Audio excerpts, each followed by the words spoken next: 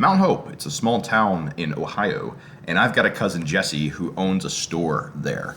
Now Jesse is Amish, and he specializes in providing printers and other pieces of technology to Amish people. And so there's certain regulations that are in place for Amish people to use technology, and so he knows what those regulations are, and he knows how to serve those people.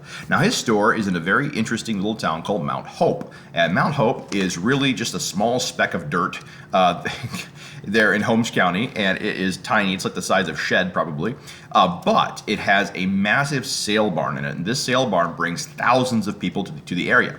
Now, there are some really enterprising people that have opened up businesses there in Mount Hope because they recognize that thousands of people descend upon Mount Hope on a regular basis. And so restaurants and hotels and things like that have really sprung up. Now, here's the issue. If I could take you to Mount Hope and I could show you that place, you would probably start to feel claustrophobic if you got there. The reason for that is that there's just simply too much business stuffed into too small of a place with not enough roads and parking to actually make it all work. And so the whole thing looks like a mess. It is a mess. The whole thing is just one big mess. Now, the reason I bring up Mount Hope is to illustrate a point. Mount Hope is not incorporated. It means it has no government, no city government at all. And that means the Holmes County government is actually the lowest level, the highest level, lowest level of government that oversees Mount Hope. No city government. So very little to no planning went into how that place is set up, and it's just a mess because of it. So when you go to Mount Hope today, it can be a bit of a confusing place to go to if you don't know how to navigate the place, because there's parking is kind of limited, and businesses are just all over the place, and it's just kind of it's hard to know exactly how to navigate your way through Mount Hope. So I bring this up to illustrate a point, and that is this, that the greater the amount of government, the greater the amount of stability, and the less the amount of freedom on an individual basis, right? More government, more stability, less freedom.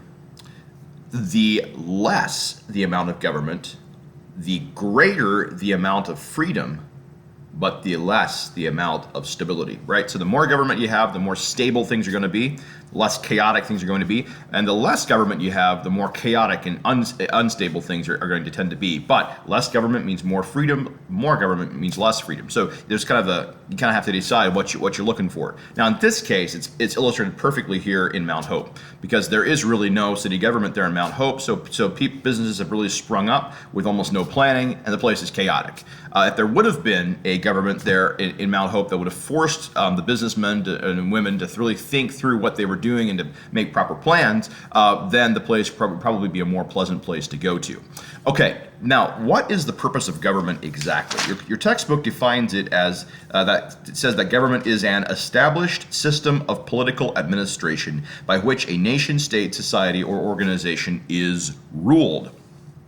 So the purpose of the federal government, as outlined by the Constitution, which we studied earlier this year, is basically to do two things. Number one, it's to keep us safe, and number two, it's to take care of the economy, to make sure that it's going to work well.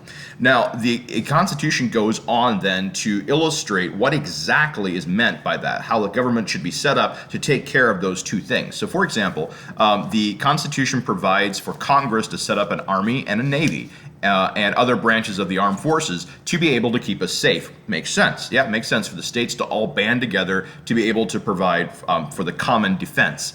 But then it also provides for Congress to take care of any sort of interstate commerce problems. And so if there's a river that's shared by two states, like right on the border, the federal government is going to take care of deciding who gets to use the river and who gets to navigate the river, and so that one state can't just tell the other state, nope, it's our state, it's our river, we get to use it. The federal government gets to make decisions like that. It gets to regulate interstate commerce, and also gets to regulate international commerce.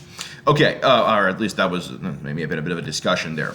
But so the point was to keep us safe and to keep the economy rolling. Okay, so that's essentially what the U.S. Constitution is supposed to do. And the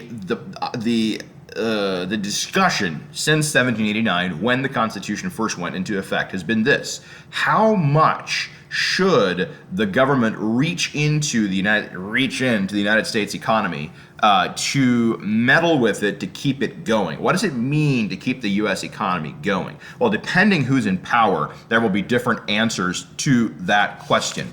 So there's an example given in your textbook of the Californian gold rush, where California was found in 1848 by John Sutter on a mine or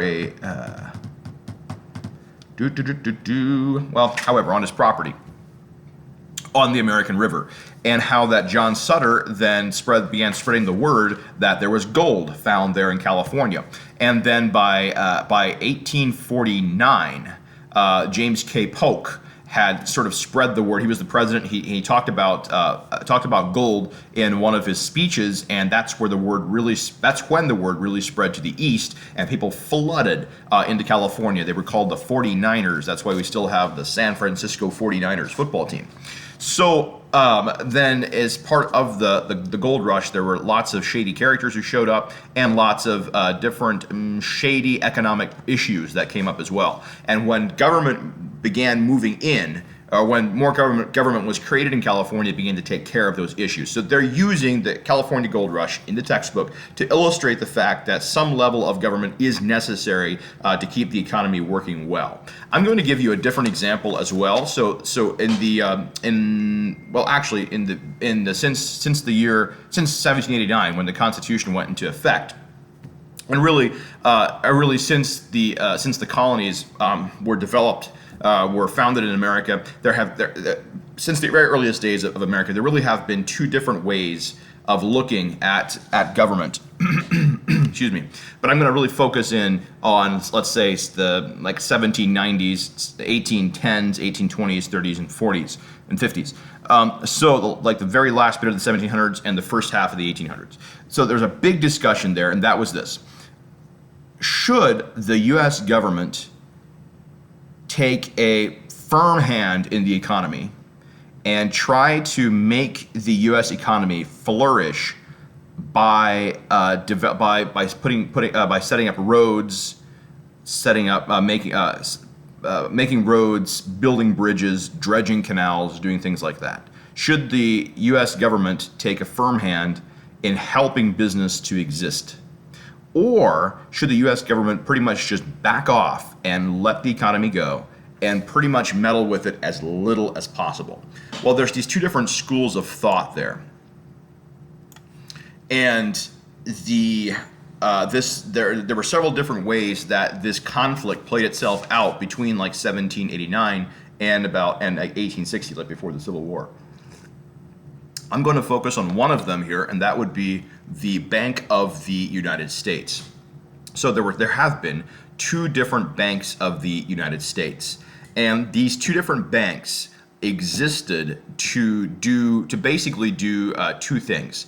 Three things. First, it existed to hold all of the federal government's money, and so any transactions that were made, the federal government were made through the Bank of the United States, right? So if they were paying their employees, then paying the postal employees or something, then that money would be drawn from the Bank of the United States. Or if they were paying debts to a foreign country, that money would come from the Bank of the United States. That bank was where the U.S. held its money, different from today, where the Treasury Department holds on to that money.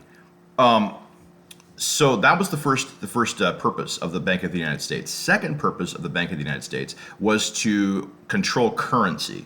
And so there were lots of different banks that were all issuing their own banknotes during that time, during the late 1700s and early 1800s. And so the Bank of the United States existed to help bring some uniformity to the currency that was circulating at that point in time. And then third, it also served to regulate other banks and how much those banks were able to lend out. So similar to the ratio of holdings to what is being lent out that we talked about in the last chapter. So it did those three things. So depending on which historian you want to listen to, and this is going to be my own opinion. And so I am about to graduate with a bachelor's in history from Liberty University. I've spent a lot of time studying a lot of American history, and so I've developed my own opinions about this. My own opinion is that the Bank of the United States helped to foster helped to bring a lot of stability because there were certain banks, especially banks that were further west, further away from from the big capital cities that were along the East Coast. That these banks were further away, more out of reach of the East. And those banks tended to do what was called wildcat banking, where they would lend out huge amounts of money, way more than anything that they maybe had on hand. Perhaps they would even lend out more money in banknotes than they even had. Then maybe they didn't keep like any gold at all in store, right? And so, or they printed way too much in the form of banknotes, and it was completely unstable and they were completely unable to maintain those level of loans. Well, what the Bank of the United States did is it regulated other banks to make sure that they didn't do things like that. So there was less chaos in the banking system because of that.